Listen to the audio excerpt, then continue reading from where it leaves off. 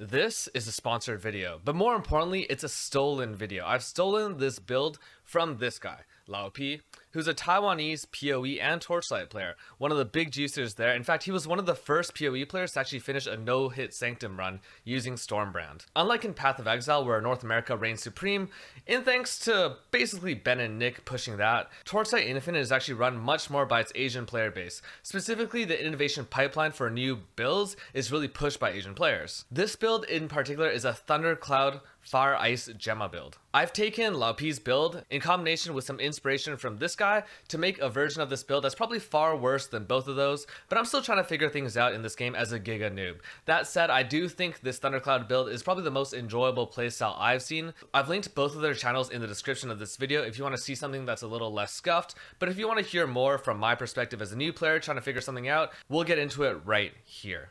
So this build is akin to a Herald of Thunder Autobomber in Path of Exile in combination with Winter Orb's channeling. Basically, Thundercloud zaps nearby enemies as you go through a map, and then Frigid Transmission is my primary movement skill, teleporting me instantly. Now normally Frigid Transmission has a really bad cooldown, but I'm actually converting Thundercloud's lightning damage to cold damage. Doing this then allows me to use Thundercloud to freeze, and freezing enemies resets Frigid Transmission's cooldown, basically giving you infinite teleports as long as there's nearby monsters. Ice Fire Fusion Gemma also benefits a lot from damage conversion. Basically, she gets double or triple dipping, where your increases to lightning damage, cold damage, and fire damage are actually synergistic with each other, and any sort of damage conversion you have on a build is very beneficial. So not only does the lightning to cold conversion help out with Frigid Transmission's playability, it also gives a ton of increased damage for the build. I actually brute force leveled this as the Thundercloud build all the way until level 80, but generally I wouldn't encourage switching over to this build until level 80 because of her final hero trait, allowing your lightning damage to also benefit from cold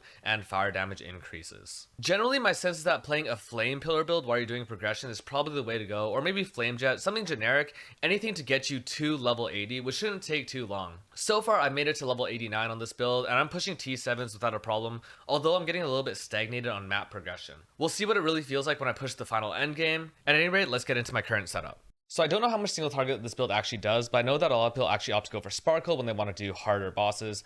I'm choosing to play Thundercloud for as long as I possibly can because I don't really like the gem swap playstyle. My core setup though is running Thundercloud with Lightning Cold at a lightning high voltage efficient cast and crit strike damage increase. Efficient cast in particular isn't the best DPS support, but I'm using this because my mana costs are a little bit tight, especially as I'm running through maps spamming Frigid Transmission. In terms of recovery, I have Compound Potion, Zerk, Emergency Restoration, Residues, and Armor Infusion. This is really great because I don't have a lot of physical mitigation elsewhere, although I have a little bit on my gear.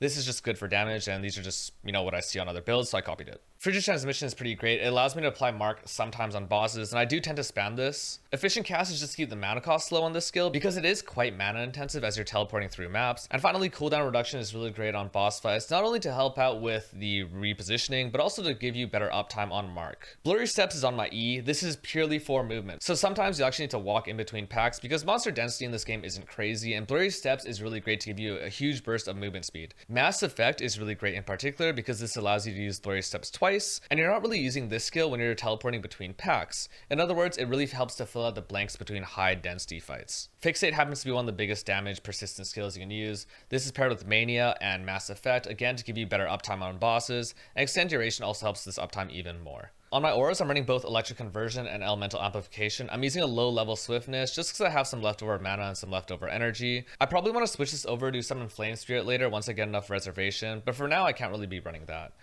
This is probably the most important part of this build early on. Curse on Hit with Elemental Destruction lets you keep your fusion stacks really high uptiming, and then Seal Conversion moves this over to a flat life reservation because I don't really have extra mana. Magical Source also fits here, which is quite important because it enables not only mana boil, but allows you to cast your spells with greater frequency. Death Pact is over here with Elemental Shock and Slowing the Circle, again just for more damage. My passive skill tree takes Goddess of Knowledge, Spirit Caller, and Warlock. In terms of Goddess of Knowledge, I'm opting for Beacon, which is just generic damage. The mana cost is offset by a lot of things we do in our skill setup, And then over here, Burning Touch is insane for this build because of the double dipping properties of Ice Fire Gemma. In general, the tree is grabbing a mix of damage and crit chance almost all the way through, and then I end up with grabbing some Focus Blessing stuff and +1 spell skills. Over in Spirit Color, same deal, just damage, channeling skills, a little bit of movement speed here, and then I'm grabbing Translucent again for double dipping properties, and then over here, Peculiar Vibe is just giving us generic damage, and we are applying a ton of different ailments. Warlock is the last tree that I'm grabbing, same deal, damage, crit, although I do have some turbo over here, and I have blur on defeat to give me more movement speed and just better mapping speed. Merciless is the thing I take for the first major, just because both of these kind of suck for my build. The second of these dirty tricks is actually really crazy, because I'm able to apply lightning, cold, and fire ailments, but I'm also applying both wilt and bleed because of an amulet mod I'm using. Off the beaten track is also fairly strong, +3 support gems, tends to be pretty good for generic damage, but I'm pretty sure dirty tricks outperforms this by quite a bit given my current setup. In terms of my packs, same deal, just damage and crit all around. I'm free to play all the way through, so I don't really have any crazy legendaries. The only one I have is for damage over time. In general though, I think any of the base ones would actually be fine. I'm not really getting too much out of this, and I do think item quantity might be better on the bottom over here.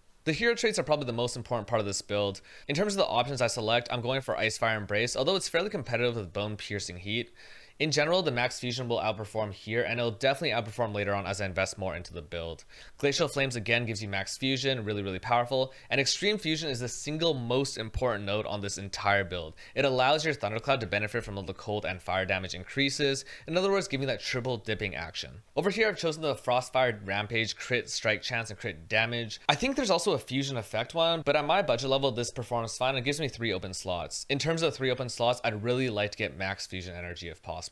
You can roll +2, but a +2 of these hero memories actually costs more than my entire build combined right now.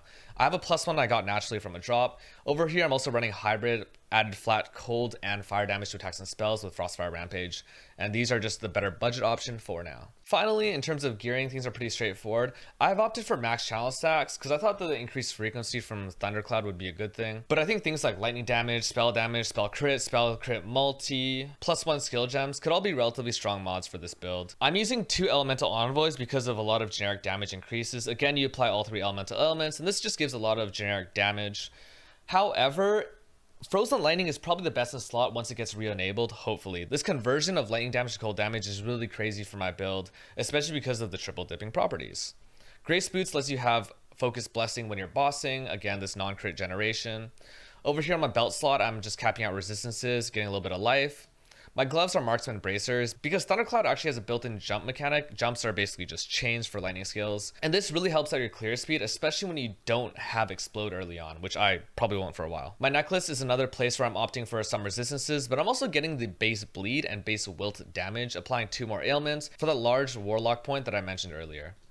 Over here, Sky Devourer gives me not only damage stats in ES, but also gives me this skill radius, which is actually quite important. The thing is, skill radius helps to increase your targeting range for Thundercloud, which is actually really important on a lot of bosses in particular. It allows you to keep your damage uptime while they're channeling some point blank sort of AoE skill around them.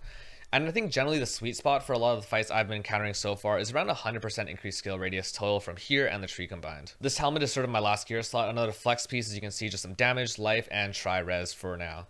And I actually am res capped on this build. I don't know how important it is to actually build defense, because I've seen people run around with like, 5k EHP. So that's all I know about the build for now. I will be doing more research and just, stealing other technology from people as they emerge on the ladder. If you've seen some glaring mistakes in how I've set this up, please let me know. I'm a huge noob of this game still, and I really want to learn as fast as possible because frankly, I want to explore the horizontality of these systems as much as possible, rerolling new characters, and hopefully seeing what else this game has to offer. Once again, thank you so much to XD for sponsoring this video, and I hope that especially those of you who haven't had a chance to try this game out, get a chance to log in real soon. It's been an absolute banger, especially after days of grueling gauntlet practice during the day. It's nice to be able to just play an Autobomber, turn off my brain, and blast through maps.